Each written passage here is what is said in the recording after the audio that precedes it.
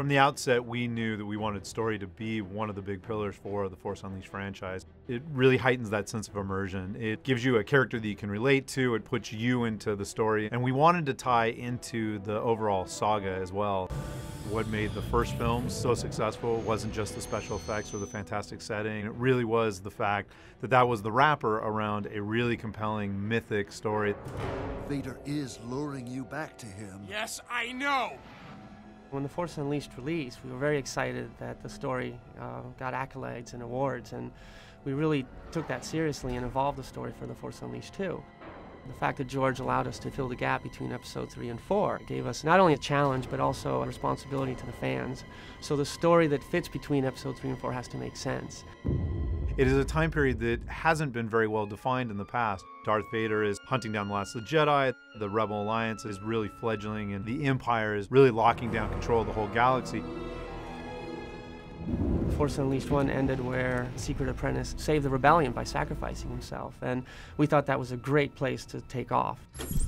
The big question now has become, how did that happen?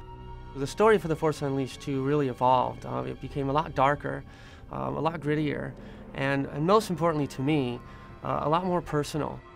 And we decided to allow the apprentice to grow up and to become much more self-aware. And he went from being Secret Apprentice to somebody that we actually call a name, Starkiller. He's actually a person.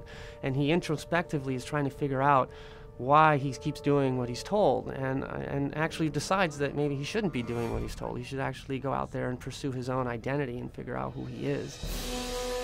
Because we start Starkiller off as allegedly a clone, and a clone who's going insane, immediately we already have a little darker tone to the story as well. So you're not really sure where he's going to end up, whether or not he's a clone, whether or not he's going insane. We've really focused on making him a little bit less about the big galactic struggle and more about this character and what his motivations are and what he's going through. You will return to me and give yourself to the dark side. Every time we do a Star Wars game, we're always trying to expand the Star Wars universe. So Force Unleashed is a great franchise because for fans of Star Wars, you're able to play it and see things that are familiar to you. You're able to see Darth Vader and learn more about him. You're able to see Princess Leia and what she's doing during this time period and see the formation of the Rebel Alliance and how the galaxy is evolving. But because we're always expanding everything and adding new things, you also get to encounter new characters. So Starkiller has evolved and become, a hero in his own right. We wanted to continue the story of Starkiller, Darth Vader, Juno Eclipse, and General Kota. But with Force Unleashed 2, Boba Fett and Yoda play really key pivotal roles that are instantly recognizable to fans and make the story stronger. What's really cool about that is that it resonates to some of the things that you might remember for The Empire Strikes Back, where, for example, Luke was trying to figure out his self-identity, and he goes to Dagobah and meets the incredible Yoda. I'm looking for someone. Looking? Found someone you have, I would say.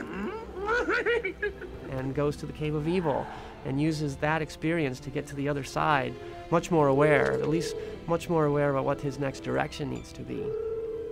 We did something very similar for The Force Unleashed 2, where Starkiller, in the hunt for his identity, ends up in Dagobah. He, of course, comes across Jedi Master Yoda. However, he doesn't know who Yoda is. Yoda is just this kind of creature that he discovers guarding what we call the Cave of Evil, this place of immense power on Dagobah, where Luke Skywalker had his vision of Darth Vader in Empire Strikes Back. Something lost. A part of yourself, perhaps. Yoda kind of helps Starkiller figure out the next steps in his journey, really encourages him to go into the Cave of Evil and have a vision of his own in order to continue on his journey and figure out where Juno Eclipse might be. Early in the story process, one of the designers suggested, well, what if Boba Fett tried to spirit Juno Eclipse away? We know from a lot of the expanded universe that Boba Fett has been working for the Empire, and it made sense that Vader would hire somebody like Boba Fett to help him track down Starkiller. Boba Fett plays a key part in making sure that somehow Darth Vader gets to find Starkiller again. One of our mantras has been familiar but new. We really want to put elements into the game that feel familiar, but put a new spin on them or introduce things in a new way. I think that as a very young medium, we really haven't scratched the surface in terms of the types of stories we can tell and how different those stories can be from things like film or novels, and that's really exciting too. So I'm really glad that we're constantly focused on telling new stories and finding new ways to tell those stories too.